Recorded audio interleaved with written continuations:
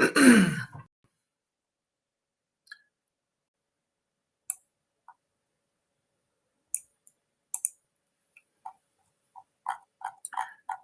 bring the lions in.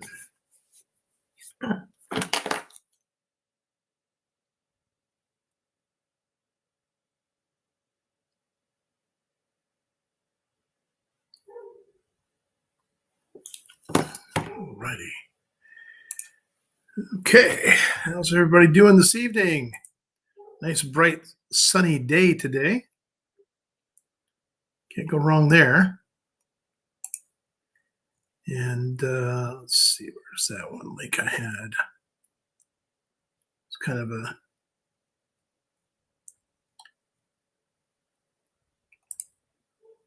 there we go.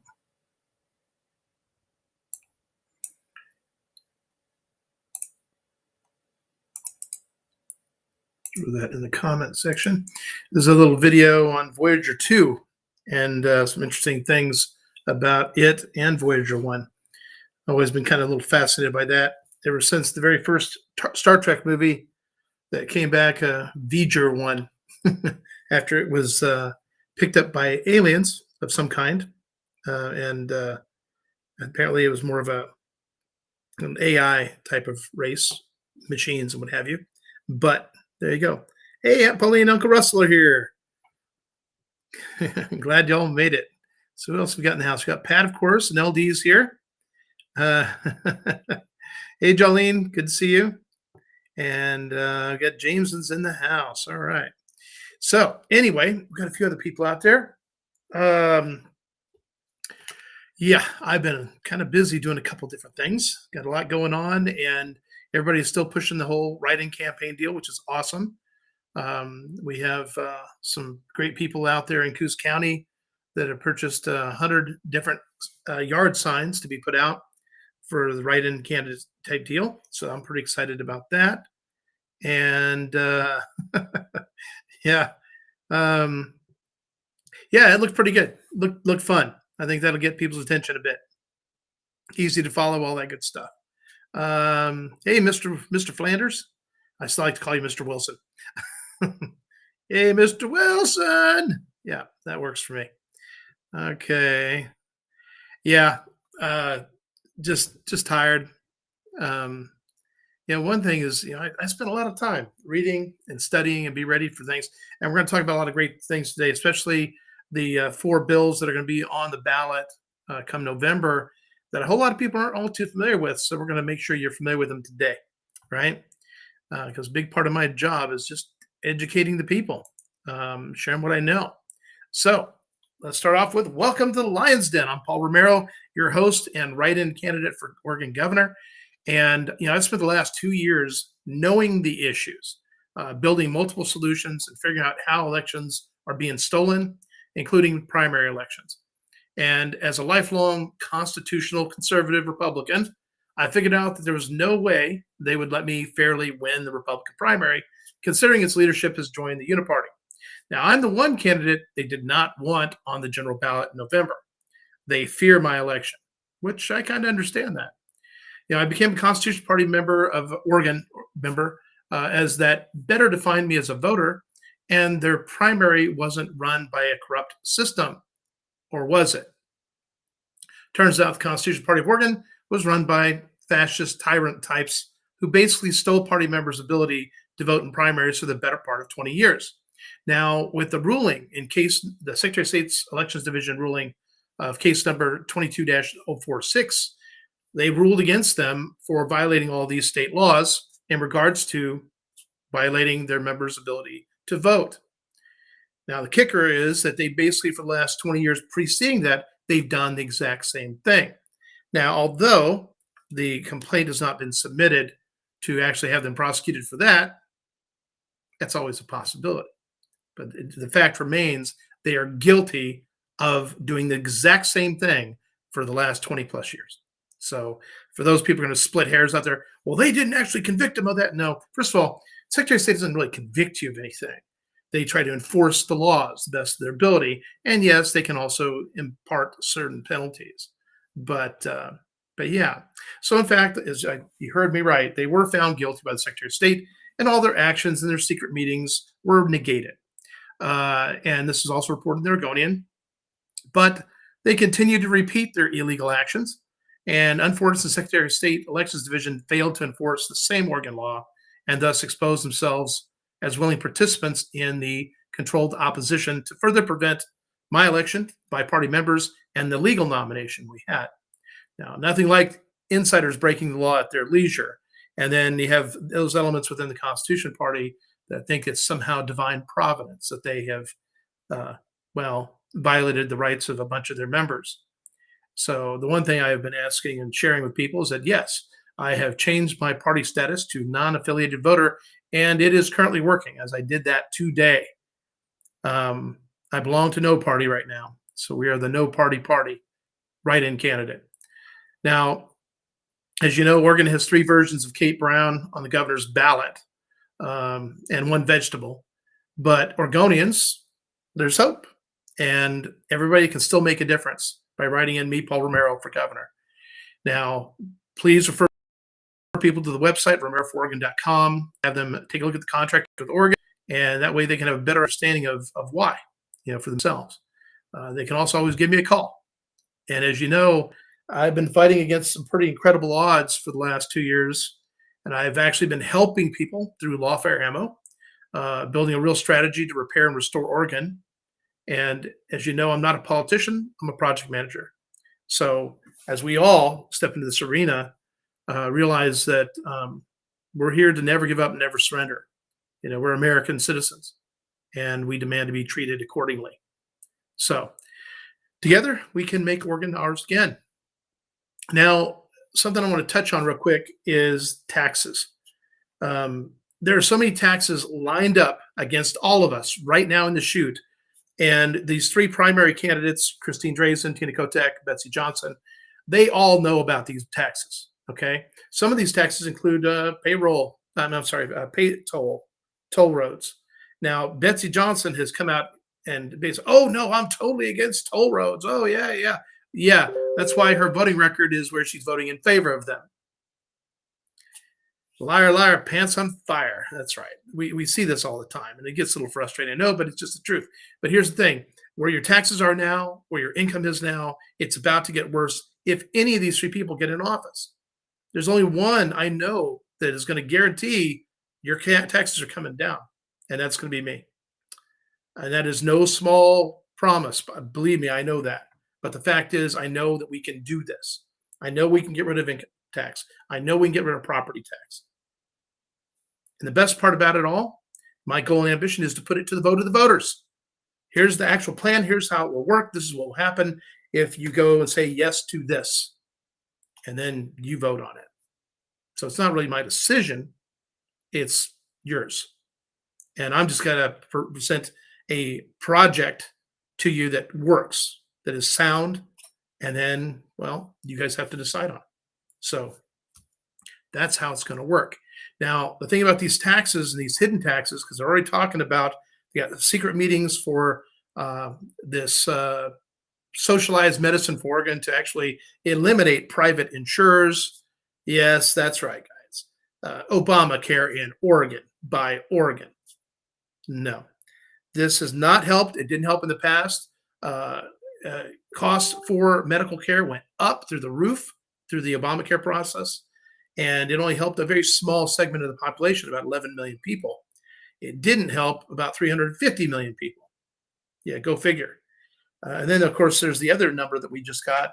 I think they're up to about, $30,000 a month per illegal immigrant?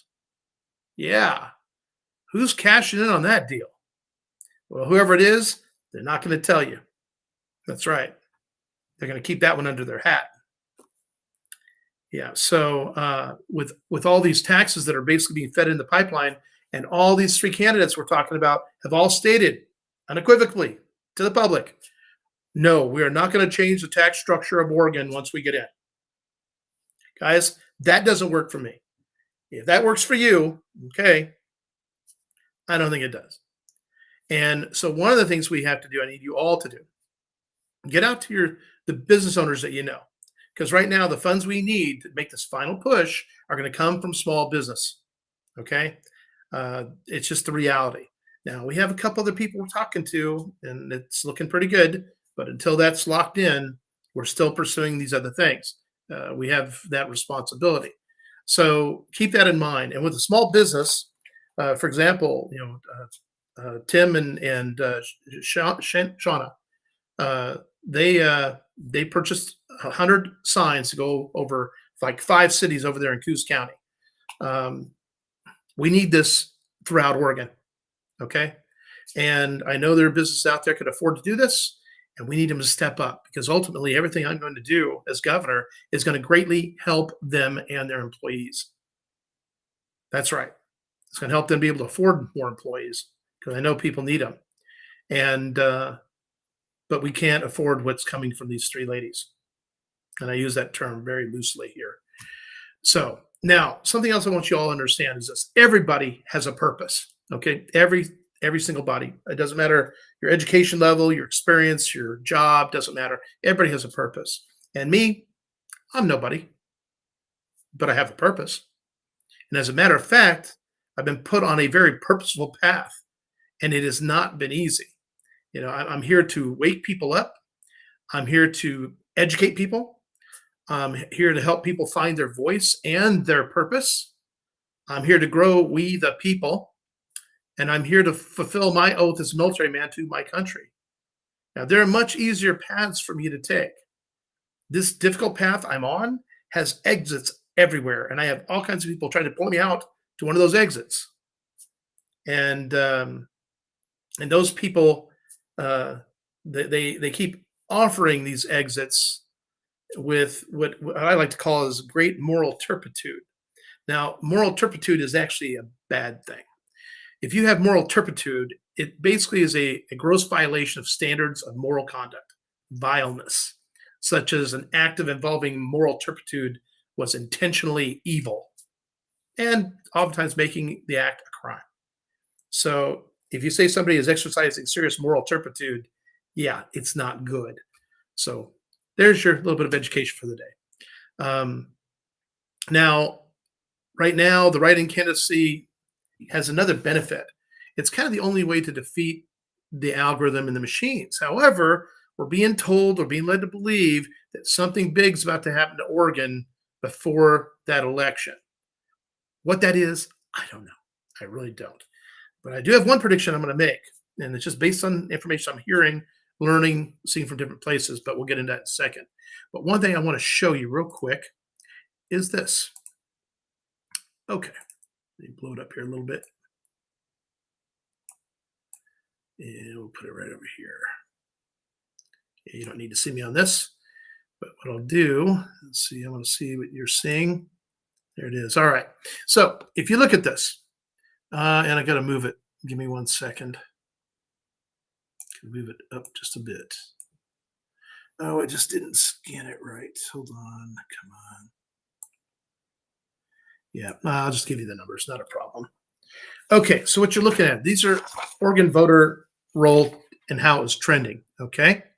Now, the first numbers you see Democrat, you got Republican, you got NAV. The first number is 47 for Democrat, 39 for Republican, and 11 for non-affiliated voters. And you see that dashed highlighted line kind of going from left to right. That is kind of the basic trend line that I spotted as an average for what was going on, excluding the non-affiliated voters. Okay. This is the path that the Democrats and Republicans are taking. If you move that trend line up or move it down, that is the track, the trajectory that they are on. And this basically shows how dissatisfied voters are with the two primary parties here in Oregon, or as I like to call them, the uniparty. Okay, they're both in a dive, and that's how it's going to be until we right this ship. But what you see is also you see the NAVs. Now, these are about like 10-year numbers here, every 10 years. So you're looking at roughly a 40-year period right now. Okay. And as you can see with the Democrat trend line, they dropped down to 39, they bumped up to 42, then they dropped down to 36, and now they've dropped down to 34. Okay, and I believe that there's an awful lot of dead people and people that moved out of the state of Oregon that's still in that number. Okay, then you have the Republicans. Republicans have stuck closest to that trend line, but in a definite decline on a 10-year schedule here. But it's ugly. And the last 20 years have been under Solomon Yu. Okay, so sticking around that 36% was pretty normal, but we've also been told that the state of Oregon went blue. No, it didn't. Not really. It's just the people that were voting and the cheating that was going on, that went blue. So as you look at these trend lines, it gives you a pretty good idea of kind of what I've been talking about and where things are headed. Now, let's look at the non-affiliated voter, or the no party. 40 years ago, it was at 11% of the voters. Okay, and then it jumped to 22%, and then it dropped down a little bit, and then it shot up to 32, and ultimately now it's around 30, just about 34.5%. And that actual dot should just be above the Democrat one right there. But just for our drawing here, you can see it, so I can write the numbers in. Who are the NAVs? Well, real simply, they are made up of basically half Republicans and half Democrats. And these are people that are Republicans that are fed up with the rhino moving left, go along to get along crowd. And they're tired of being given these rhino candidates like Christine Drazan, who qualifies as a super rhino. This is a gal that's been supporting the cap and trade, the New Green Deal, tampons in the boys' bathrooms, and a whole string of things. And it's very disappointing to see that. But to listen to her talk, listen, guys, don't buy the bull. Okay, her voting record speaks volumes, and that's all you really need to know. And in addition, I think she lacks the skills to really get in there and, well, take care of some business. She's not that kind of person. She has a big mess to deal with, and I don't think she's fully prepared to deal with it in any way. Not to mention the fact she's stated she's not going to change anything to the tax code. Nothing. You're stuck with the taxes you have, plus all the ones they've been hiding from you so that they don't have to take credit for them once they get into office. But they've known about them. They know about the secret talks for the collective Oregon Obamacare and how they're going to tax you for that. That's right. They're talking upwards of 15% of your gross income to go to that whole program. Tell me that's just not who can afford that right now out of the majority of the population. Fact is, few people can handle that. So that's what you're looking at there. Let's see. Do we have? I'm going to go back up here real quick. Hey, Angelina, I'm glad you made it. Got this Carol in the house too, and Sherry.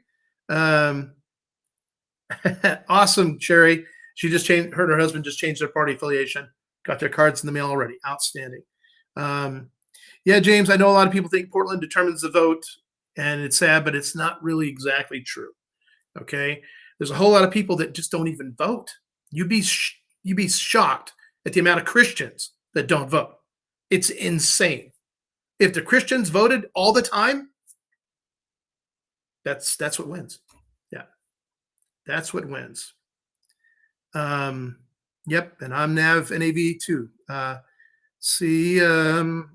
Yes, Tina Kotek is being funded by Planned Parenthood, but remember, all three candidates, Betsy Johnson, Tina Kotek, and Christine Drazan, they all support abortion. They all support all of us paying for it. Hey, Paul, good to see you. I got Deb in the house too, and Miss Jennifer, of course, representing Tillamook. It's going to be awesome to watch the Constitution Party's numbers drop from wherever they're at to, a couple hundred. Yeah, that'll be pretty awesome. Hey, Barry. So you're ref for your son's football game. Awesome. I hope he won.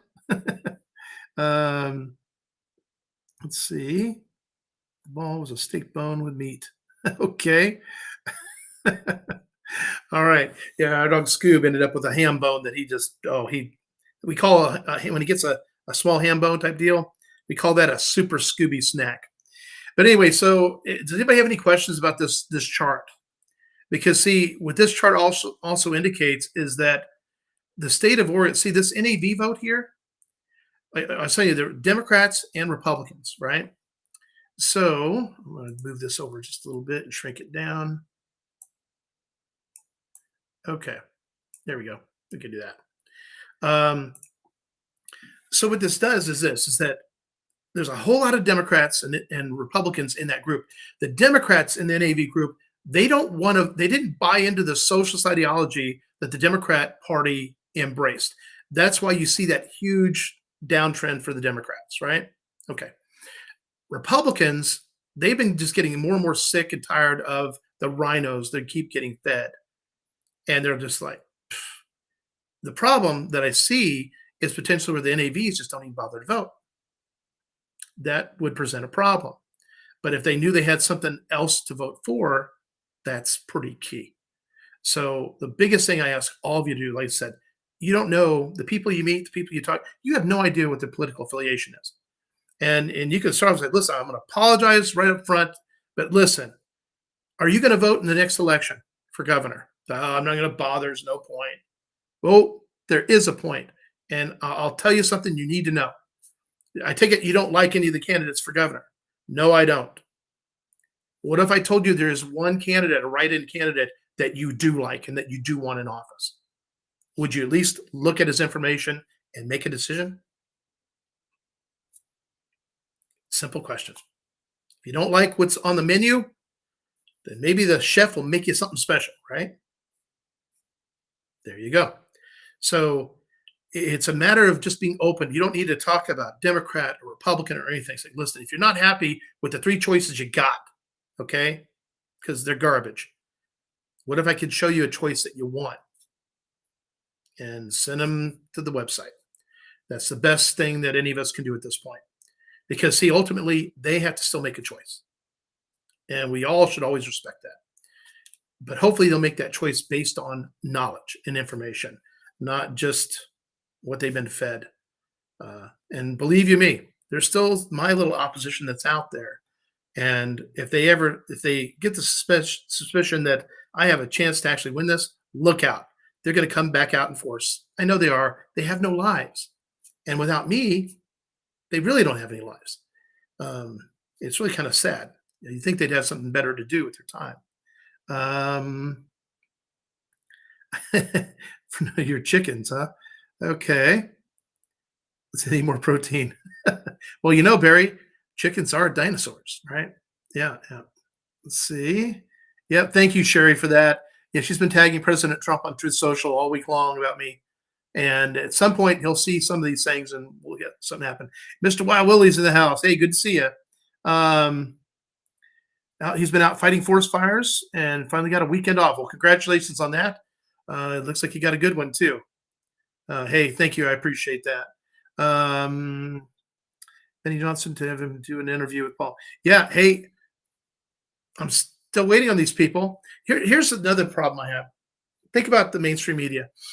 If they don't want you on a ballot, they don't talk to you. They just ignore you completely. Unless you can fully embarrass them in public. Only then will they give you the time of day. It's how it works. So until we do our own things and embarrass them, well, that's pretty much what it's going to take. And look what Trump did, right? As he said, there is no such thing as bad press. Whatever you get, you take what you get and you make the most of it. And that's exactly what he did. That's awesome. And the thing, I also draw that parallel. It's like, Kate Brown, she's been so horrendous that they won't even tell us what her approval ratings are. Her approval ratings are in the single digits. We're confident of that one. We knew she was in the double digits there a year ago, and she was actually lower than Cuomo, who was recalled. That's right. Remember that? Yeah. Here in Oregon, she's just been low profiling it. Yeah, people in the legislature have been running those bills, right? Getting all passed up so she can sign them. Go, yeah, I want that one. Yeah, that one. No. Yeah, yeah, yeah. No. That's what she's been doing very quietly. Where have you seen her?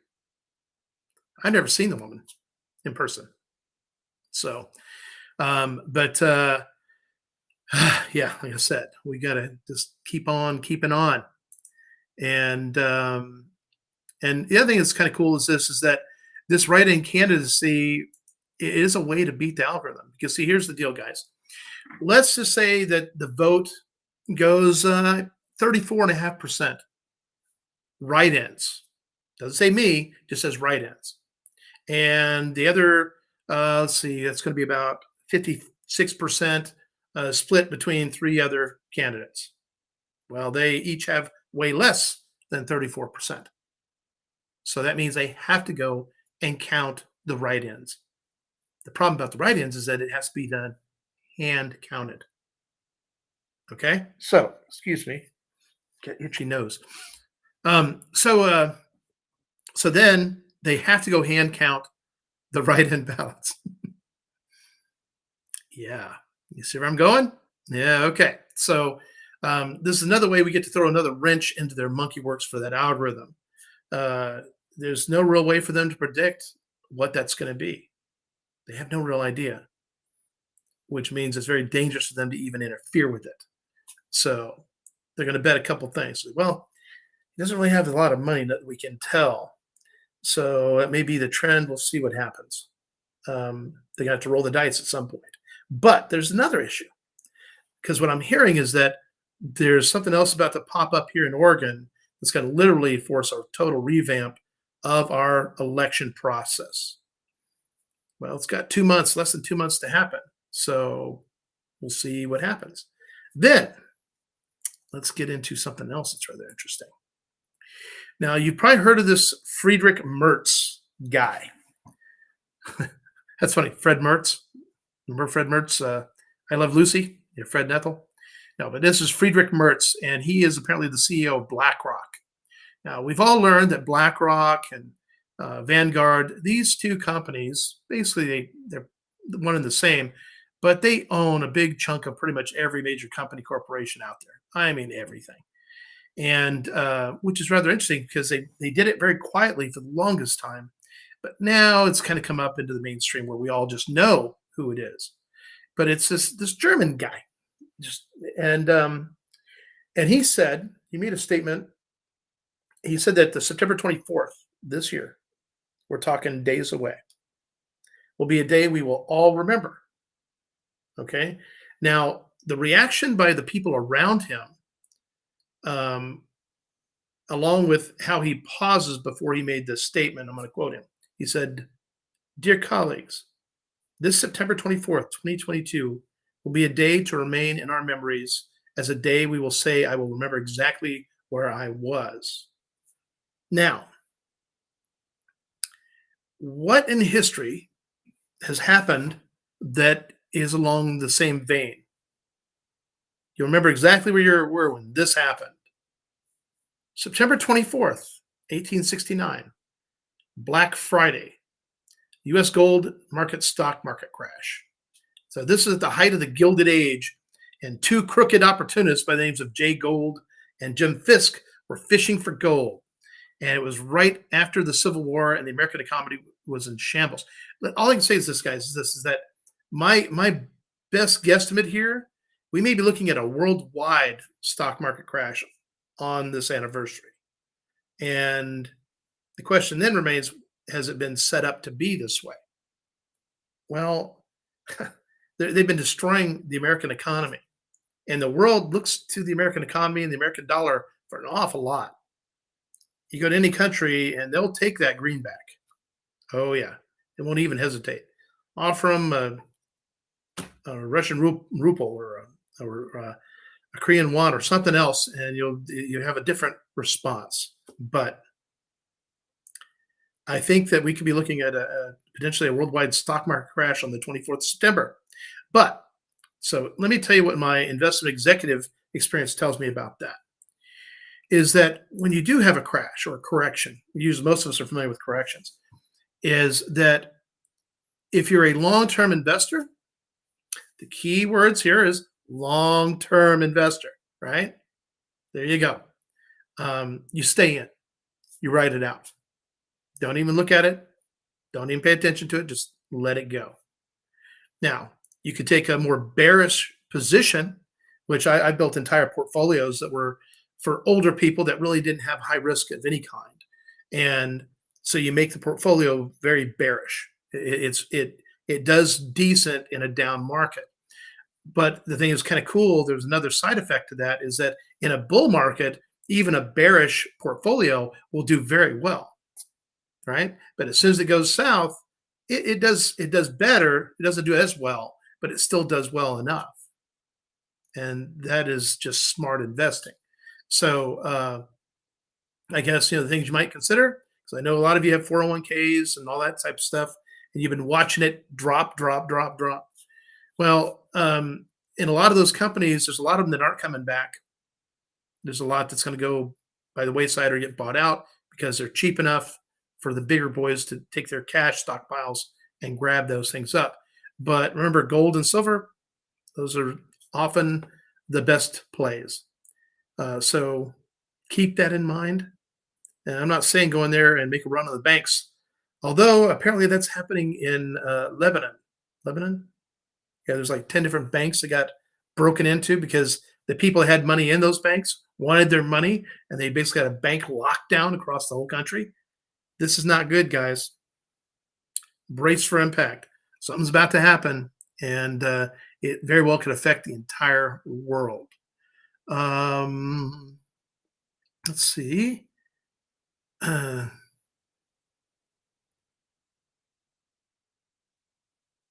Okay, I'm not sure what that's about. About let's see, so 24. Yeah. So then there's also the talks of Nasara Jasara. Okay. Here's the deal, guys. If that comes to pass, do we have anything to worry about?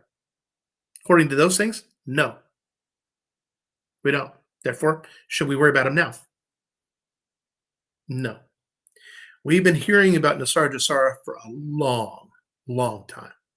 I mean, the first time I ever heard about it was way back, I want to say 2014, right? And we've had all these revaluations for various currencies, from the dinar to the zim, right? There's a couple different ones out there, and it's like, hey, when those things happen, it's wonderful. People make out pretty good, but they've been talking about these things for a long time. They haven't happened. So basically, it just means they haven't happened yet. And I wish I could tell you when it was going to happen, but I don't know. Same thing with the Nasara Jasara. We keep getting told, oh, it's right around the corner. It's right around the corner. It's almost there. Great. Okay, wonderful. When it gets here, somebody let me know, and I'll enjoy it with you. But in the meantime, am I going to worry about it? No, there's no point in that. Let's see.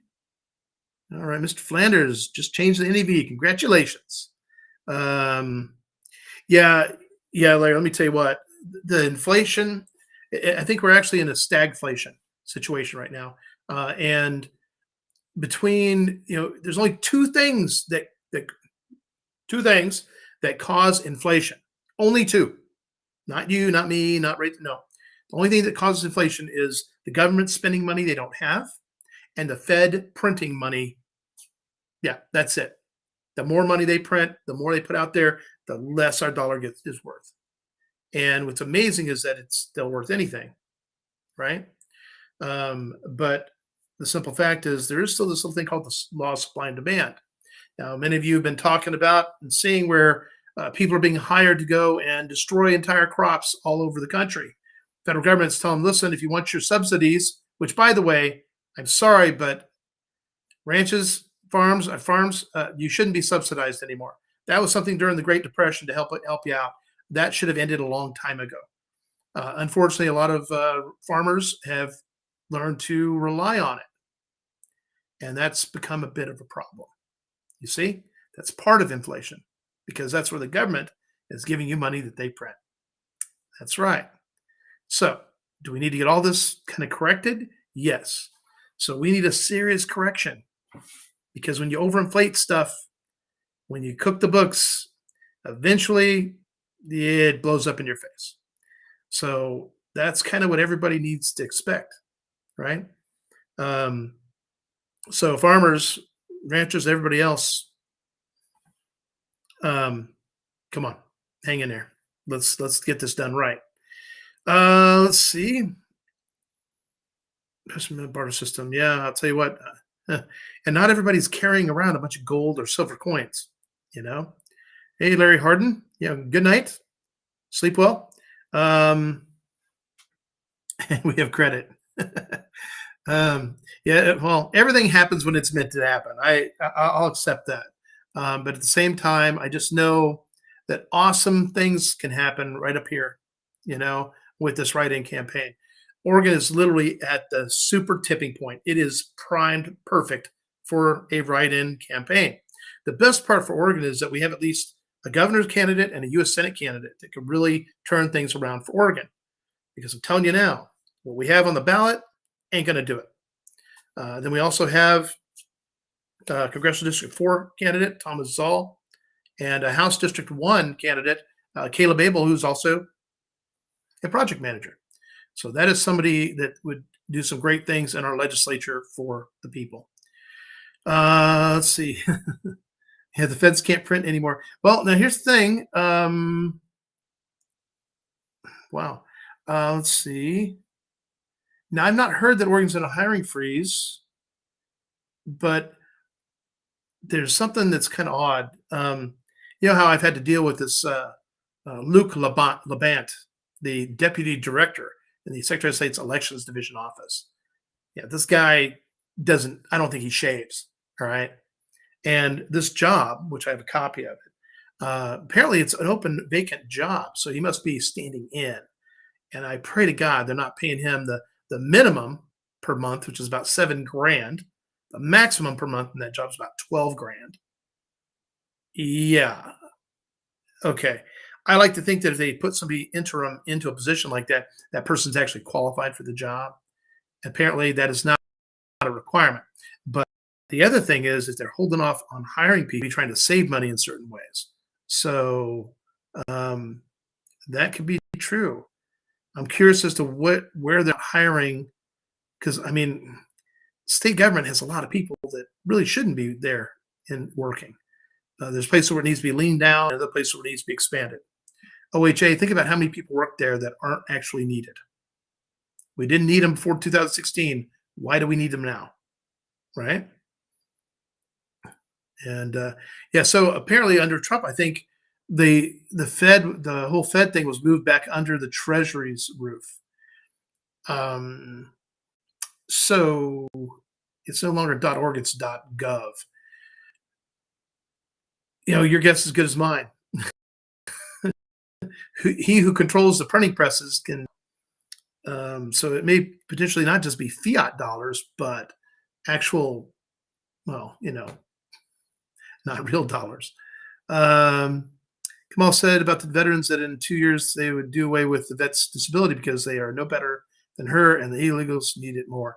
Yeah, you know, let me tell you what, and Pauline, thankfully, Kamala Harris really it has no real control over that. And but she has great control over being really stupid. She I got to give her street cred for that. She's exceptional. And the simple fact is this: is that for veterans, being a veteran, and what we went and put at risk in our lives to do what we did, that therein, see, we don't all. You do 10 years, 3 years, 6 years, 5 years, whatever. You don't get a retirement.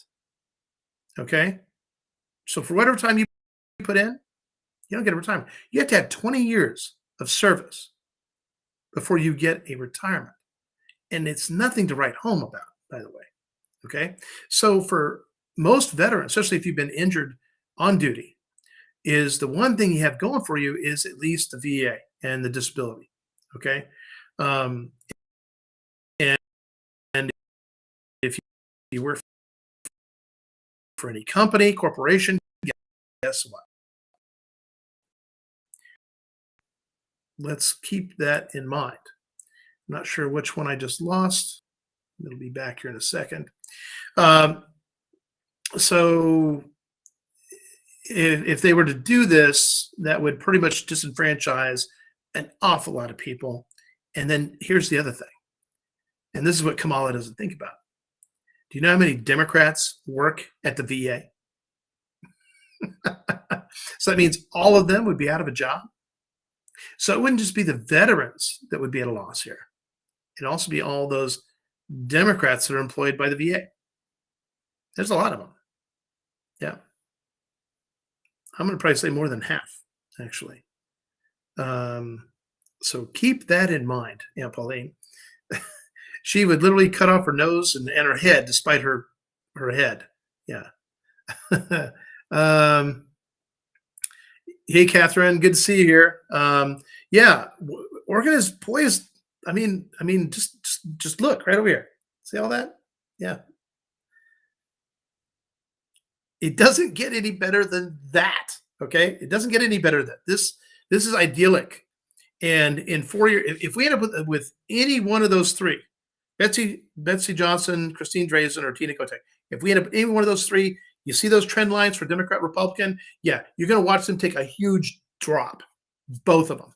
Okay, and then the possibility is that by then, um, oh come on, Judicial Watch will win and get all the dead and moved people off the voter rolls, which would drop it more, right? And the NEV rolls are going to shoot up through the roof. And these are like people without a country almost, right? People without a party. And what I'm learning is there is a movement out there for a We the People party, which is fundamentally who we are, right? We're trying to say, listen, it's the Constitution. We can argue, we can disagree, but the fundamentals is this: as long as we stick with the Constitution, that's where we have to stay. And that means honoring each individual's liberty and freedom and sovereignty. It's real simple. Okay. Um, so James says here, Biden is shutting people down or making them move out of this country. And see, and I had a dream starting a business. We can't Oregon, so after November's outcome, we might be moving to northern Idaho. We can live there. I understand, James. What I'm hoping is that come November 8th, 9th, so you're going to be like, sweet, we're staying. Yeah. And then get ready to see the feathers fly. Too many chiefs. I'm not sure what you mean there. A lot of workers from the state government that do. Oh, I see what you mean. Thank you, Larry. State government that do not do any work. I know I've seen it. Yeah, Angelina, I think we're all pretty aware of that. And of course, those people will never tell you that. I really don't do anything, so I'll just go ahead and you can just evaporate my job. No, of course not. They're fat, dumb, and lazy. They're happy, right? So they don't want to mess up a good thing. Yeah. Yeah, we got to get rid of those people. The thing is, even those people can't really afford life. It's not been any easier on them, you know, although they get paid whether they're working at home or not. I'm still trying to understand why it is that anybody in state government is still working at home for the whole COVID excuse, that's all it is, a full blown excuse. So, yeah, need to move West Coast. Sorry. No, no, hang in there, man. Yep. So, so the Federal Reserve and IRS moved the U.S. Treasury by Trump, and these are good things, by the way. Eventually, the IRS will be greatly reduced, but again, all things in time. Yeah, they've created the worst environment for business in this country. Trump made it good again. The Democrats, leave it to them to screw it up again. It's like it's how they give everybody else the money, but not us. Everybody else gets the opportunity, but we don't. We have to sacrifice opportunity and money to the world for what? What do we get out of the deal? We get nothing. That tells you how bad these horse traders are, right? See, what they get stuff to line their nests, but that leaves all the rest of us out in the cold, which is why those people pretty much need to be tried for treason and hung from the nearest tree. Hey, The punishment should suit the crime. Let's see. How are we the people going to stop the voting fraud in Oregon? Okay. Well, Willie, couple things. Again, there's enough eyes on Oregon right now, and Secretary of State, the Attorney General, they've all come out publicly and said, yeah, our voting process is violated, it's compromised. They have to do something. They can't do nothing. And with Judicial Watch and other elements that are just fully laser locked on them and exposing them at every opportunity, they've had to really stay within a pretty narrow bandwidth.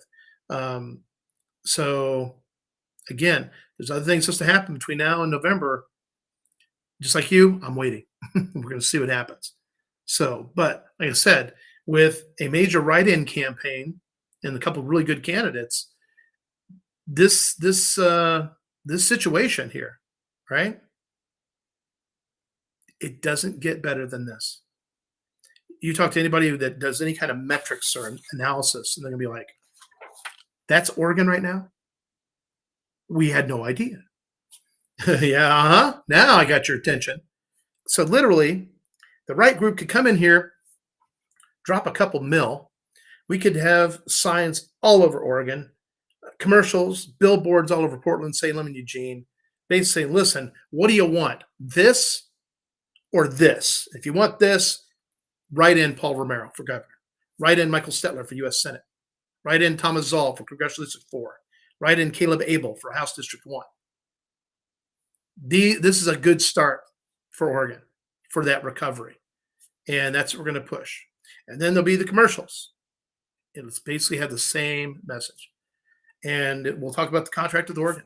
It's like, listen, these three clowns said that they're not going to change the tax structure, but they didn't tell you about all the new taxes that are in the pipeline as we speak. That's right. And they're kind of out of the loop technically right now, but they knew about them going as they exited.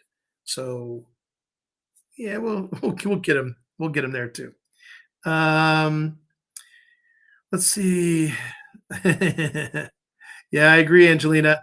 They send illegals here in Oregon, which, by the way, they have. They do. Need to be bused to Cape Brown's house in Central Oregon. Yep. Let's see. Yeah, and yeah. I saw the same thing about the American flag at Trump's speech, and it's like the stars are blacked out. Now, a black and white American flag denotes two things. Number one, we will not surrender. We will not give up. And number two, we will not take any prisoners. Yeah, guys, we're at that point right now. And that's pretty intense that flag was even up on that stage. That is a serious statement. Yeah, all I can say is 87,000 armed new IRS agents. Sorry, guys. That's kind of like coming into a bar fight and you have like 200 guys and they bring in 2. Yeah. It's like, hey, IRS, you need a lot more guys. Why don't you go back and get them? We'll wait for you. Nobody wants that job, guys. Yeah, Angelina. The Dominion voting machines, and that includes ES&S ES&S, and then the software with Smartmatic, Heart Verity, all of it's the same stuff. Yeah. Hey, Bob, nice to have you on board today. Okay, yeah, okay, Wild Willie, I'll make sure I do that for you. Okay, so let's get back to something else I was going to cover for you guys. Now, something you got, I found this out and I was stunned. And you need to know. This is something that every Oregonian needs to know. Do you remember when the Democrat politicians and the environmentalists in the Pacific Northwest celebrated the closing of the last operational coal-fired electricity producing plant in the Gorge? Remember that? Now, when they first were making this decision to close this plant, and this is all in the name of carbon footprint and new green energy, they paid a company to analyze the effects of this closing to determine best and worst case scenarios as we transition to wind and solar energy. Understand something. That coal-fired plant was so clean burning, it had less emissions than the stockyard down the road. Okay? Less. The only thing that came out of that smokestack was steam. That was it. Extremely clean, high tech, state of the art. This gets worse. So the best case scenario resulted in Oregon losing 27% of the needed electricity for Oregonians by 2026. Because trust me, the wind energy, the solar, it ain't going to work. We already know this. They know this. So Oregon then loses the ability to produce electricity for 30% of our citizens by 2024 if our population continues to grow at the current rate. 2 years. So besides being a bad idea, this tells us that they knew they would put Oregonians into rolling black and brownouts. They knew in 2 short years that 30% of Oregon could have no access to electricity. And by the way, they didn't just close down that coal-fired plant. They destroyed it. They blew it up so it could never be used again. So who runs out of electricity first? California or Oregon? Now, what better way to remove a population without an all-out conventional war? Destroy power and energy, create massive drought conditions, quietly buy up farms, ranches, rental properties, water rights, and use self-proclaimed environmentalists to apply the loud, public, and violent pressure on all of us law-abiding citizens until we teach them why we are the lions. They tried to kill us off with these experimental vaccines, and that's still killing people, by the way. And if you don't have your ivermectin, your hydroxychloroquine, your fenbendazole, you guys don't have these things, I'd get them. You'd do wise to do that. And by the way, something gave me recently, they said you take about a cup of the liquid you get from the feed store, ivermectin, farm animals, a cup of that, a cup of Epsom salts in a nice bath, 40-minute soak will do you wonders. Yeah, so got plans for that. You'll notice I posted something in the comment section at the very beginning for the Voyager. Please take a look at that. It's kind of cool. I think you'll be rather interested in what's been going on with that and how well, think about how long ago those things were launched and the fact that even with the technology we had back then, how well they're doing. That's impressive, guys. Do we have scientists that are that smart now? I hope so, but if we do, chances are you and I are never going to meet them. They're going to keep those guys down in the basement. They're going to feed them pizza, Mountain Dew, and cheese balls, and they'll just come up with crazy stuff. So now, something that's important we're going to get into is just how stupid and unqualified are those running the Oregon Department of Education and our legislature. I give you Senate Bill 744. They would have you believe that this bill, 744, maintains Oregon's stringent high school credit requirements for graduation. Okay? Students are required to have knowledge and skills in reading, writing, and math to graduate with a diploma in Oregon. Now, Senate Bill 744 directs the Oregon Department of Education to use a transparent process that is equitable, accessible, and inclusive to review existing state requirements for earning each of the diplomas and alternative certificates as prescribed by the state law and rules adopted by the State Board of Education. It's to review equity and disparities that may exist, including identification of the causes of disparities that have resulted from the requirements and whether the requirements have been applied inequitably to different student populations. Understand something. They keep talking about equity. They're talking about all the different races that exist in our public school system. Like we need to treat them all differently. No, we shouldn't. We treat them all the same. In addition, is to research other state graduation models to compare requirements. Oh, great. They're going to find out we're way behind. We're ranked, in the bottom 3, I think. Examine local implementation and the expectations of employers and post-secondary institutions by engaging with Oregon's diverse communities, educators, and business and industry partners to hear what Oregonians value and expect of the Oregon diploma. Have they asked you, any of you, about what to expect? I don't think so. Because see, here's the thing. Oregon has actually gone to colleges asking them to reduce the entry requirements to get into college because the public education is so bad. And you know what the colleges said? No, not doing it. Next one was to temporarily suspend the requirements for students to demonstrate proficiency in the essential skills. Catch that. Temporarily suspend the requirement for students to demonstrate proficiency in the essential skills. The purpose is to research the current requirements to ensure that they are equitable, accessible, and inclusive. So here's my question. So when I was going to public school here in Oregon, and it was a great education, by the way, for me, um, I had to demonstrate proficiency in essential skills. Now, mind you, there's a minimum requirement, and then you can go off the chart, right?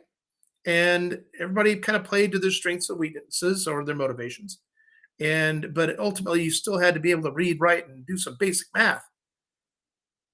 And they're basically suspending these requirements for students. So we're looking at a couple of years of temporarily suspending the requirements to demonstrate proficiency in the essential skills. This is frightening. Produce a report to the legislature and the State Board of Education by September 1st, 2022. That includes a summary of the review and research conducted. And I'm going to bet you more money these morons, they had a predetermined result that they wanted, and that's what they're going to present. So it's going to be a total joke if I ever get a copy of this thing. And this report will also make recommendations regarding graduation policy for legislative and state board consideration. And it presents Oregonians with a unique opportunity to pause, review, and discuss the inequitable impacts of current graduation policy and make recommendations that incorporates equity, accessibility, and inclusion. Oh, don't those three things sound wonderful? Yeah, no. So now on April 9th of this year, Oregon was seeking community input on high school graduation requirements. All right. And they worked in conjunction with Oregon's Kitchen Table. Yeah, what little group is that? And they were seeking community input via a statewide survey in order to understand better how high school graduation requirements are working for a diversity of students. So what is it? The diversity of students, they're like the really dumb ones, the real smart ones, and then the different ones in the middle. So the real dumb ones can't do it. Then you know what? Okay, we're going to shrink education all the way down to past the dumb ones so that everybody can win. No. Young people, don't buy this stuff. They're trying to make you dumber than you are. That's all they're trying to do. And parents, how many parents actually got this statewide survey? And how many people out there are even qualified to? Well, yeah, I think that's enough. There's people that still say, well, you know, I took algebra. I never used it my entire life. Well, good for you. Congratulations. But here's the thing about learning algebra. Learning algebra and trigonometry and pre-calculus and calculus and all these other things, it's kind of the stepping stones you have to get to certain places. So if you don't want to go to those places, you know what? Maybe you didn't need algebra. But having a certain amount of mathematical base, even up through algebra, it's kind of a big deal. It's way more important than you think, but it also helps you to learn and do other things. If you're musically inclined, guess what? It's math. I know, crazy, right? So they talk about how the information from the survey and community meetings held in counties across the state informed an upcoming report back to legislators about potential changes to high school graduation requirements. Now, in looking at this stuff, to me, it's just an absolute freaking joke. It tells me that the people in education, they're not even qualified to do this on their own. See, it used to be a teacher goes to college, they learn how to their subject matter, they learn how to build a curriculum, they learn how to maintain a curriculum, and to not dumb down their students, but to inspire and motivate them to figure out what it is they want to do in their life, to make sure they have the foundation that they need to do whatever it is they want. That's really the purpose. And if you're going to dumb it down, this person wants to be an artist. Well, in the fifth grade, you decide you want to be an artist. Okay. So that means you only get art classes? No English, no literature, Nothing like that? Great. You won't be able to do your tax returns. You won't be able to write a letter. Oh, but you'll be able to do freaking finger painting like nobody else. You see? We need well-rounded students that basically have a solid foundation and base from which to build whatever it is they're going to do. And as they get older, that that sophomore, junior, senior year is when you start to try to figure out, okay, where are your aptitudes? Even the military has the intelligence with an ASVAB, Armed Services Vocational Aptitude Battery test that will tell you where your aptitudes lie, what businesses, what industries, whether it's electrician or carpenter, attorney, actor, marketing, sales, it can figure that stuff out. And that gives at least that student a chance to go, oh, here's a group of things I need to be looking at and consider and move forward. And when they get out of high school, if one of the things they want to do requires a bigger education, well, guess what? There you go. And hopefully you did your math, you did your reading, your writing, your arithmetic, you did all that stuff. You have a solid base and foundation. So you can go to that college, you can pass the entrance exam, and you can get to work. That's how it's supposed to work. But here in Oregon, we're going to make sure our students are as dumb as they possibly can be because of equity. We want everybody to feel the same equal amount of dumb is what the Oregon Education Board is doing. Yeah. Yeah, we got to stop that. But the whole idea that it's going to pause the assessment of essential skills for the graduation requirement, and they're going to do this till 2024. Oh my gosh. We've already had them out of school for 2.5+ years with no real education, and they're going to extend this out another 2 years. Wow. Guys, homeschool your kids right now. That's the only way they're going to get an education. Or private school. Private schools, I think, are still working, but everybody else, the public, they're literally just dumbing down the general part of the population. So during this 3-year pause, students are still required to meet all other class and credit requirements to graduate, including existing requirements in reading, writing, and math. Yeah, right.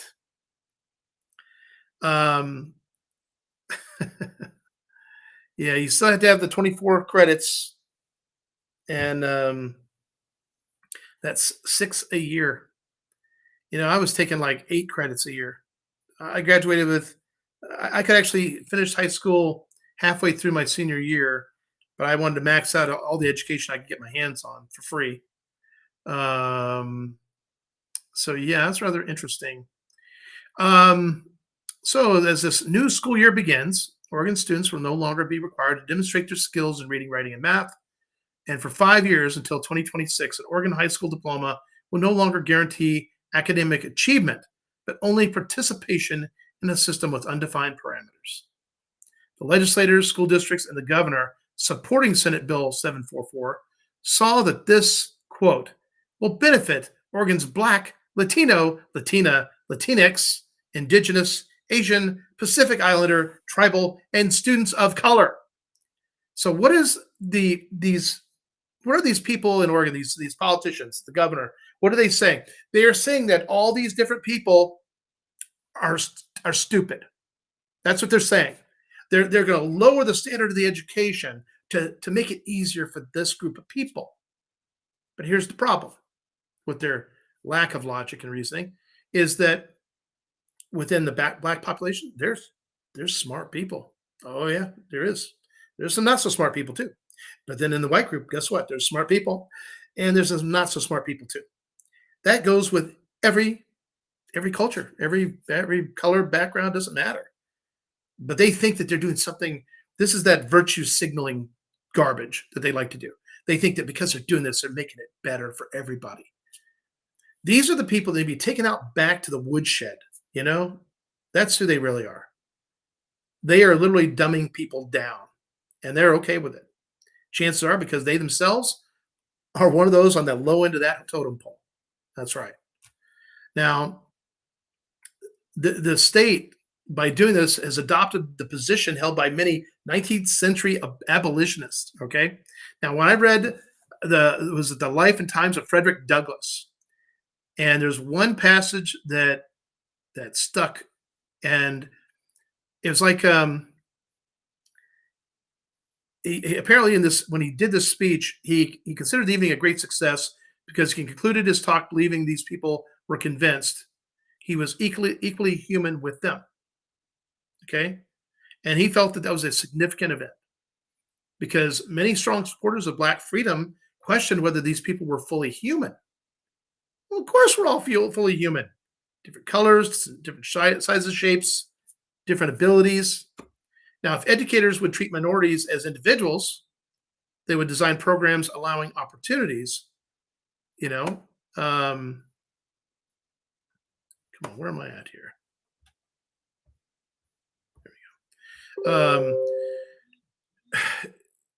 you know, so they design programs that allow opportunities for achievement that's commensurate with those they have presumed for just white people, right?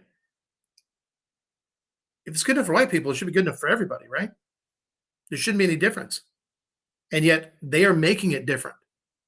If anybody out of this whole equation are racist, it's the people pulling this stuff in our state, the people dumbing down our population.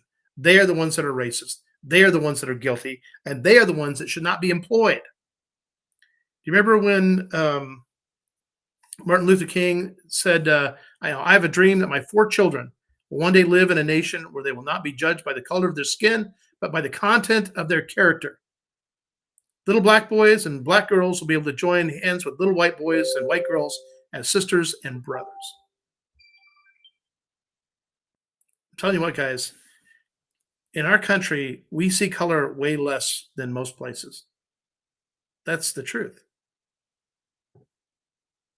We say hello to people the same way. Now, there's certain areas that you might be a little not feel so comfortable in, but the fact is, of all countries, this is the one place where the playing field is pretty much as level as it's going to get. And for these people to claim that it's not in our public education, it's because they made it that way. So, that statement of brotherhood, that makes complete sense to me. That's what I'm going to support. And by the way, there's a gentleman in Redmond by the name of Nolan Nelson, and he'd written this letter where I got a bunch of information from, and he's 100% right, absolutely 100% right. And we're going to have to step up and do that stuff. Now, I know it's 7:07, so I'm going to have to do these kind of quick. We're going to talk about the Oregon measures. I'm going to run over here real quick, and I have a mouse battery that just died. Let's go ahead and take that. We'll leave it up there. That's all right. What else do we have? Okay. Oh, thank you for doing that, LD. Let's see. I've been gone for about 2 months. Hope you had a good vacation. That's awesome, Sherry. I'm glad to hear that. So Eagle Point School is fighting back on the menstrual products in the boys' bathroom. And by the way, if Christine Drazan was so superior and so intelligent, why would she vote for these things? And you have to understand, I know there's also the bait and switch in the legislature. Well, hey, Republicans, if you guys vote our way on this, we'll vote your way on that. How about that? Yeah, we'll do that. Yeah, way to go. She's stupid on a number of different levels, and that's just how it is. I listen to these politicians all the time, and I'm like, they want to try to sound intelligent. But the fact is, if they really had the 35,000-foot view, they wouldn't make a lot of decisions they make. You should never be leveraged into voting yes or no. You either vote on principle, position, and for representing your people, or you shouldn't even be in office. You do not vote out of compromise. That's just wrong. You go back to the Constitution. You go back to the rule of law. You hold your ground. That's what you're supposed to do. That's how you represent the people. And a lot of our politicians have forgotten this or maybe never knew it. It's just how they've been taught. All right, let's see. We at And then you have good old BLM. And by the way, here in Oregon, BLM is run by lots of white people. And you want to know why? Because there's really not a lot of black people here. No. And most of the black people I spoke to in Portland, uh, they don't buy into this garbage. Those are smart people. Okay. And I'm continually amazed at how they underestimate them and how they use them to further their own efforts to steal from the coffers of the people. And that's exactly what happens. Um, yeah, Rod Taylor, you missed that memo. Yeah. Oh, by the way, Rod Taylor has made a public statement that he does not endorse Christine Drazan. However, waving her signs and posting her signs on his truck that promotes his campaign, well, sorry, Rod. Obviously, you do support somebody. It's apparent you didn't support the Constitution Party candidate you got behind. Oh, no, I'm not talking about me. We're talking about Donis Smith, someone who's so inept, so incapable, so out there that literally has zero support. Nobody will watch her videos. Nobody will like her comments. Nobody will do anything to support her, except for maybe a couple, two mental psychopaths that are out there. But I digress. Let's see, Derek Johnson. Okay, cool. Yes, Thomas, I agree. You have to find the critical thinkers who have been swept up in these ideologies. So now let's go back over here because now we got to get into the fun stuff. Okay, so we got Measure 111, and this is the Right to Healthcare Amendment. Okay, now we're going to spell this out for you. A yes vote supports amending the state constitution to require that the state ensure that every resident of Oregon has access to cost-effective, clinical, appropriate, and affordable health care as a fundamental right. Do you see anything wrong with this picture, guys? This is if you vote yes on 111, this is how they're going to get it, where we have that statewide socialized medicine for the whole state. And don't you even think for a second it's going to be better than what it is now. It isn't. Oh, and they get to tax the bejesus out of your income to pay for it. Remember, no new taxes? You're going to keep it as is? Wrong. It's already in the pipeline. And if you vote yes on 111, you have failed yourself and the state miserably. Now, a no vote opposes amending the state constitution to require that. Very simple.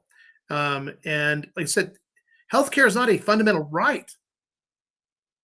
You have a right to afford your own happiness. You have a right to spend your money as you see fit. You do not have a responsibility to follow what the state tells you to spend your money on. And fundamentally, that's what they're doing. They're trying to take away your civil rights. Just say no to Measure 111. And they're talking about establishing a right to cost-effective, clinically appropriate, and affordable health care for every Oregon resident. It's called socialism. It's called communism. And if you don't believe it, I don't know what else to tell you. That's where they're trying to push the state. That's why OHA exists. OHA weighs $16 billion a year.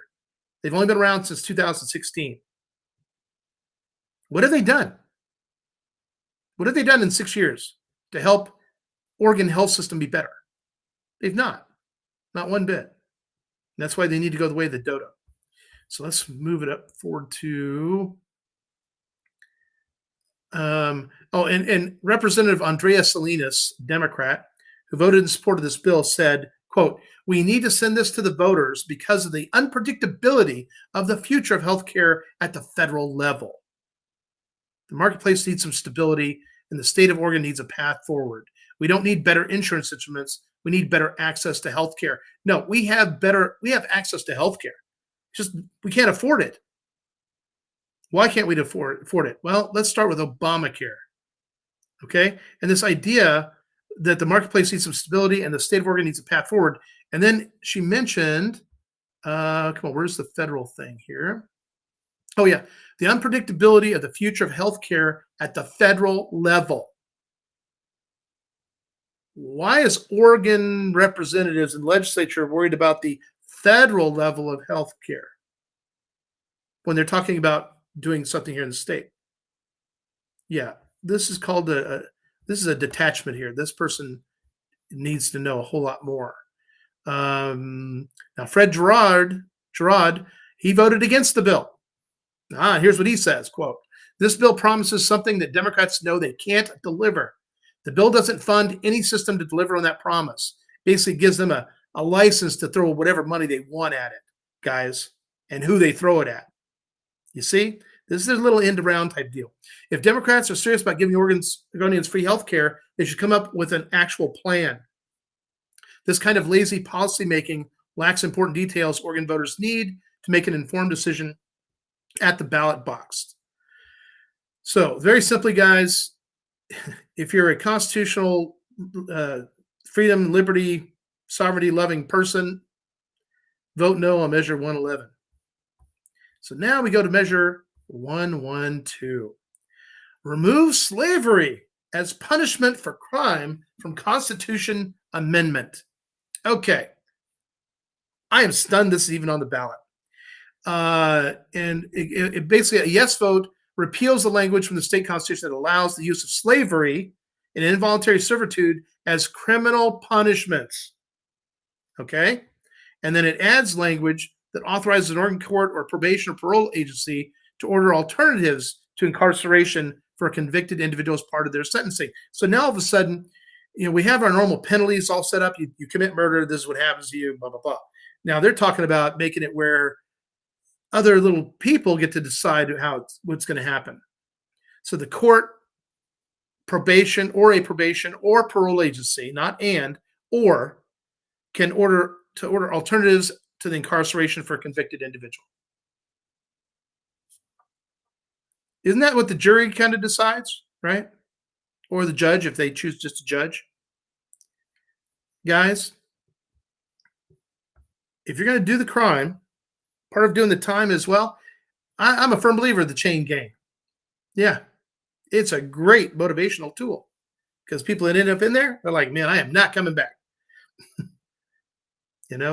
So first of all, them being in prison and them working off whatever debt they might owe to society, because usually that's what happens. Even sometimes it even gives them a chance to make some money so they can afford to buy their cigarettes and candy bars or whatever else they might want outside of their normal meals, not to mention pay for all their meals and their incarceration.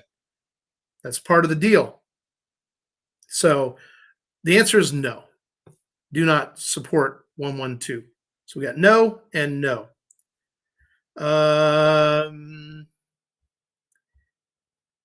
So what else? Is there anything said about this? Not really, I don't think.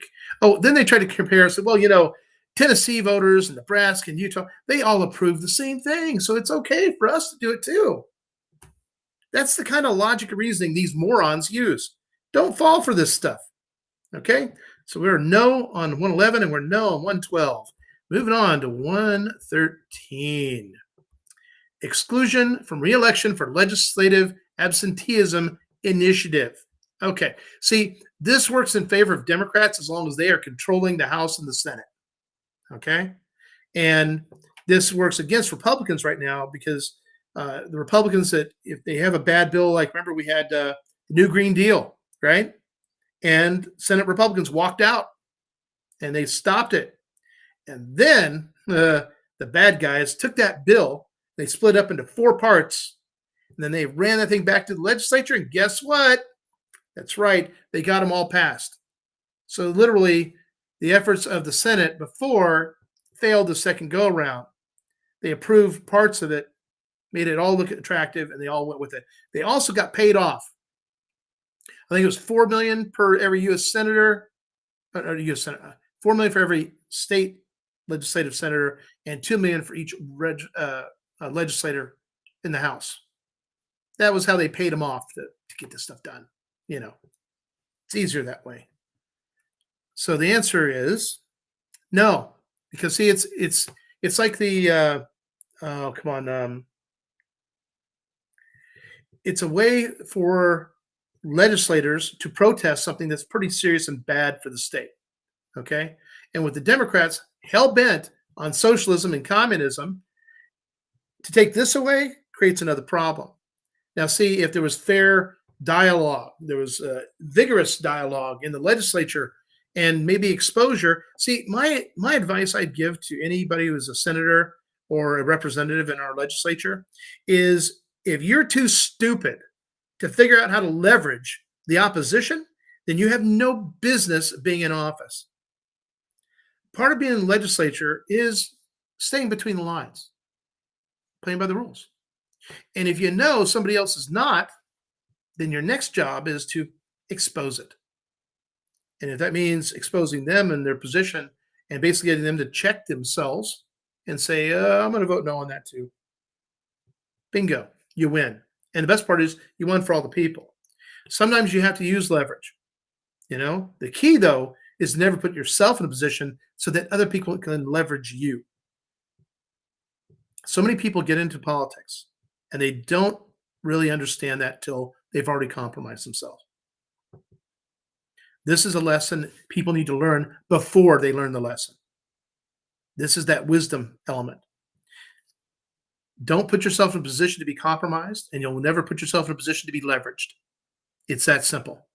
So for Oregon Measure 113, guess what? We're back to a firm, solid no. Because they're basically trying to disqualify legislators from re-election following the end of their term if they're absent from 10 legislative floor sessions. Now, mind you, it's not that I'm in favor of absenteeism. You better have a good reason to not be present. And we have too many people like Christine Drazan, who I know has plenty of time on her frickin' hands to be in the legislature and to vote for a whole bunch of things. And there's certain key things that she just wasn't around to vote for. Not that her vote was going to matter one way or the other, but she didn't want to take a position. Because, see, in those situations, that's where politicians try to improve their resume so that it looks like, well, they probably voted no on that. No. See, to me, if you're absent during a vote, say a vote for allowing illegals to get a driver's license, and you're absent that day to vote, I'm going to say you voted yes. Yeah. The worst vote possible on any given deal, if you weren't present for it, the answer was yes. So it's how I look at it for like people like Christine Drazan and Betsy Johnson and Tina Kotek. Yeah. So no, we can't disqualify state legislators, because here's the other thing. They are elected by you and me and every Oregonian. They are not elected by the people in the legislature. The legislature does not elect our representatives, and therefore they have no business disqualifying them on these grounds. They taking bribes? They're violating certain ethics? Oh, yeah. And by the way, that's going to be most of our legislature, by the way. Yeah. Thing is, you got to get the evidence, you got to get the proof, then you got to turn it into the right people, and then they got to go do their investigation, and then you'll see what happens. So, and they're trying to label these 10 absences would be deemed disorderly behavior. Well, first of all, in order to be disorderly behaving, don't you have to be present for that? Yeah, I think you'd have to be present for that. Okay, now we got Oregon Measure 114. We're doing good on time. Okay. Changes to firearm ownership and purchase requirements. A vote of yes supports this ballot initiative too. 1, require permits issued by local law enforcement to buy a firearm. That's right, folks. You got to go get a permit to go buy a firearm. Require photo ID, fingerprint safety training, criminal background check, and fee payment to apply for a permit. I want more money from you. And they're going to prohibit manufacturing, importing, purchasing, selling, possessing, using, or transferring ammunition magazines capable of holding more than 10 rounds and make violations a Class A misdemeanor. Well, folks, you know where I stand on this, don't you? That's right, a big, solid, not a snowball's chance and HE double hockey sticks. That's right. No, not happening. Guys, this is another way to chip away at your Second Amendment rights. The Constitution. It's either all of it or none of it. And the day it becomes none of it, nobody's going to be happy. Nobody. So for me, it's a hard no across the board. From 111, 112, 113, and 114, all Oregon measures going to be on the ballot. No. And do me a favor, make your signs, put their stuff on your car windows, whatever. No, no, no, no. Don't let them violate our rights, our civil rights, any more than they already have. As governor, you know what I'm going to do for the Second Amendment. We're going to go to constitutional carry. You won't need a permit for a weapon. You won't even need to register those weapons. Matter of fact, the truth being told, if you want an automatic weapon, there's only one reason for an automatic weapon, and it's not hunting deer, but it's not limited by the Second Amendment. That's the reality. That's as it should be. So there's no reason for us to split hairs here. And you know, Christine Drazen, yeah, she's splitting hairs. And of course, the National Rifle Association is opposed to 114, but Lift Every Voice Oregon, which sounds so wonderful and like butterflies and rainbows. They're leading the campaign in support of this measure. And this initiative has been endorsed by the Oregon Progressive Party, Oregon Nurses Association. Oh, I'd love to know who's making that decision. The League of Women Voters of Oregon. Once again, who makes up that league? And the Oregon Alliance for Gun Safety, Reverend Mark Knudsen. Well, Mark, you're a reverend. I thought being involved in politics was against your religion. I guess it's only that way if you're a conservative reverend, right? Then Chief Petitioner, Pastor Chief Petitioner, Pastor of, I guess, okay, Lutheran Church Reporter said, I hope it shows how residents in a state can come together from many directions and address the public health crisis of gun violence with common sense and well put together legislation. I hope that people are inspired to say, we can do this. Okay, here's my answer to this Reverend Mark Knudsen. No, it's not how it works. And at one point, you know, our Savior flipped over tables and took a cat of nine tails to a few people, right? At another point, he told his disciples, for those of you without a sword, sell your cloak and get one. Yeah, that's my Savior. Apparently it's not yours. So think about that. And of course, they're talking about all kinds of fees. You're going to be paying for extra fingerprints, the upfront fee costs that, by the way, you don't get back if you don't get approved, all kinds of things like that. And then, of course, they came back with it. Well, 14 states and Washington, D.C. have enacted permit to purchase laws that vary by type of license and firearm purchase. 9 states and Washington have enacted laws banning magazines capable of holding a certain number of rounds. See, those are 9 states that are in violation of the Second Amendment, right? Yeah. So, again, this is where we are, people. And if people aren't paying attention, you all know this now. You all can go tell everybody, listen, measure 111, 112, 113, 114, no, across the board. Simple, easy, done, down deal. Okay? Wow. That wasn't hard at all. So here's the thing, guys. When we see the results come back from the ballots and say we have 1 million voters that voted and we only have 250,000 people that voted on those 4 things, I'm going to be really upset. And so should you, because some people just don't know these things, don't understand them, won't participate, or they're going to cheat. Yeah. Do you really think that Oregonians approved heroin, cocaine, etc.? Really? No, they didn't. Another cheated vote. They do it on candidates. Why not do it on measures? So there you have that. Let's see.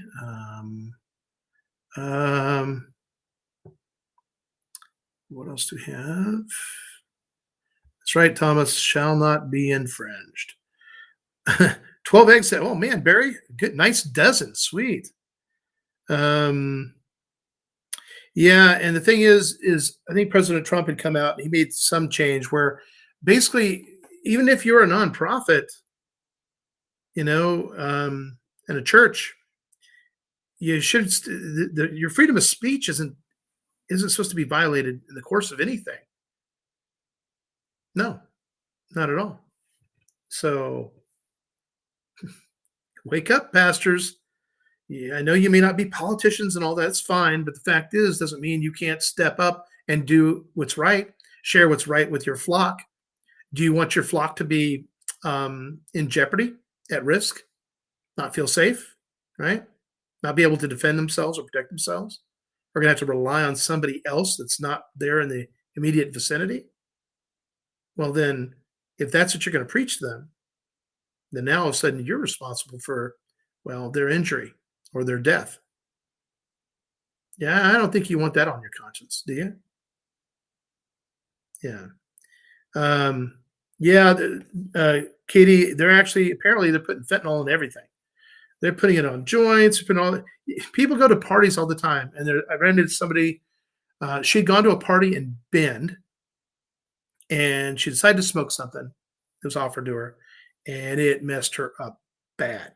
I mean, it was not just weed; it was laced with something, and she had the presence of mind to get out of there quick before something else bad happened. And yeah, so you can't trust anybody. And the other thing is, with the amount of fentanyl they're pumping into this country, they're trying to kill us all. Oh, and by the way, yes, it is true. There's a group of people that caught some federal guys dumping a whole bunch of chemicals. They're suited up big time, but they're dumping a bunch of chemicals into a river. Yeah, they got the video and everything. And those guys are all standing there like, they didn't know what to do. They were caught red-handed. And my thing is, I would have gone over there and stripped off their white suits. Oh yeah. I would have dragged them up on shore, stripped them down big time. I made sure I got samples of exactly what they were doing. I go back to that. I commandeer that truck and take it down to the law enforcement. Yeah. Because I'd like to see their permit for dumping those chemicals in that river. Right? There's one way to skin this cat, guys, but we have to hold them accountable. We have to step up where and when we can and do what we can. Not everybody can do the same things. I get it, but everybody can record. Everybody can give a play-by-play what's going on. Everybody can record license plates. Everybody can follow vehicles. Yeah, there's a whole lot of things you can do. And the people that are dumping that stuff, I would love to have them in a nice little chair in a room and have a little conversation. You know, I'm always up for conversation.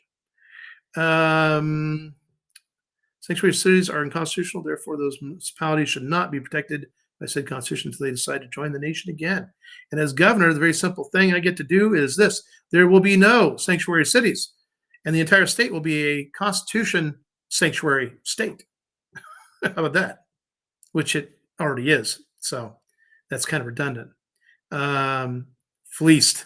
Yeah, fleeced. That's one word. Yeah, and that's still kind of polite, I think.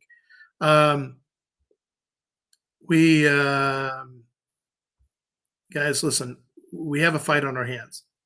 This is Battlefield Oregon, and we have the ability to win it. We really do. So if there's people you're not talking to yet, if there's people you're not sharing things with yet, please do make that effort. We got time. We're still good to go on time. So, but I need everybody. You're going to see new memes. You're going to see new TikTok videos, all kinds of new stuff. Keep putting them out there. Wherever you go, copy, paste, click, enter, move on. Send it everywhere. We can make it viral. Okay. But we have to all make the effort. And the more of us there are, we've got 37 people here today, guys.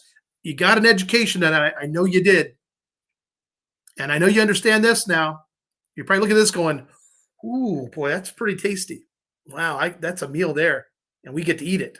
It's ours. It's ours to win. It's also ours to lose. Okay?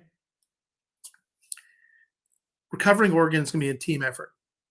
And the thing I'll tell you straight up is this, is that as governor, there are certain things I get to do and fix quick, fast, and in a hurry, yes. However, the simple truth is that when it comes to the taxes stuff, I still had to put it to you. It still has to be put to you, the voters. And we will find that out. We want to know where you stand. And I do know where you're going to stand on most of these things, but I still have to ask permission. See, there comes a point when a governor has to make a decision, a command decision in the moment. But there's an awful lot of things going on that we don't need to do that. We can take a little bit of time and have a new ballot or something that pops up a little sooner. We can do that. We can make those adjustments. But the biggest thing I have to the people is that you got to come and vote. You have to be engaged. You can't sit it out. And there's so many people that say, I just hate politics. Well, good for you. You hate politics. I think we all hate them, to be honest. The difference is if you can make a difference to make things better for yourself, why wouldn't you do that? Sometimes you have to walk people through the logic. And once you do, they're like, oh, okay, you made your point. I see. I get it. Okay, I'll vote. And then they do it. But also, don't be afraid to let them know that, hey, as from a party standpoint, especially the Constitution Party, oh man, Constitution Party of Oregon is good as dead at this point. And the people that are still sitting there will be the only people in that group. The people that have been controlling it tyrannically, fascistly, they're going to be lonely people. And then you're going to see that whole party vanish. Yep. Big part of it's just going to actually die off, attrition. And the other part of it's going to remain is going to just actually die because a bunch of them are got one foot in the grave already. Anytime fascism or tyranny rears its ugly head, it's going to be important for all of us to attack it, to really step up, point it out, explain it to other people, and don't pull any punches. You don't have to be polite. You really don't. You can call a spade a spade. As long as you're telling the truth, you're gold. Sure, you can use some other tact, maybe, perhaps, but sometimes you have to put on your game face. And sometimes you got to put on the war face. Don't be afraid to do either. Okay? All right, folks. Well, thank you so much for being here this evening. I think we got things pretty well covered. The great write-in campaign. Follow good people into the good fight. Everybody can win for something. That's fact, Thomas. Thank you for that. Hey, everybody get your beauty sleep, and we will see you Wednesday. If we get other big news, we may come out and do another live. But either way, everybody can do something. So please give me a call, send me an email. I can send you whatever you need, flyers, stuff like that, so you can print them out at your leisure. If you want to actually make some yard signs for your area, you got a deal. We can set you up with somebody. Then basically we'll make that happen. And yes, we're gonna have some new poker chips coming out. That's the write-in campaign poker chips, and they will be gold, right? Yeah, I think we all need a little gold in our life. So anyway, hey, glad. Hey, Jace's mom is here too. Hey, Dean. No, what I suggest you do, Dean, is just go NAV, because with NAV, it's showing how Republicans are fed up with the rhinos, right? And Democrats are fed up with the socialist ideology. So they're like, you know what? I'm going to be no party for now, no party. And if the We the People Party, we get that formed and built, and there is a national movement, by the way, then that's something we will actively pursue and engage. But ultimately, it's to make sure that it is set up in such a way that no small group of people just control it. That's we have the three legs of our government for a reason, and as long as we play by those rules, everything's fine. It's when people start breaking the rules that it's not fine. And party politics can be very interesting too. So I get that. All right. Well, thank you, Mr. Wilson and Sherry. And don't be afraid to share this video with other people. We got it on YouTube. It's on Rumble. It's on Facebook. I don't think the Telegram, there's something still not working with it. But educate your people. You can't go wrong educating people. Help them to know, learn, understand. And then when they learn, they're like, wow, that wasn't that hard. I totally understood all that. And I can spell it out. And then do. All right. So thank you all so much. God bless each and every one of you. Sleep well. And if the women don't find you handsome, they should at least find you handy, right? All right.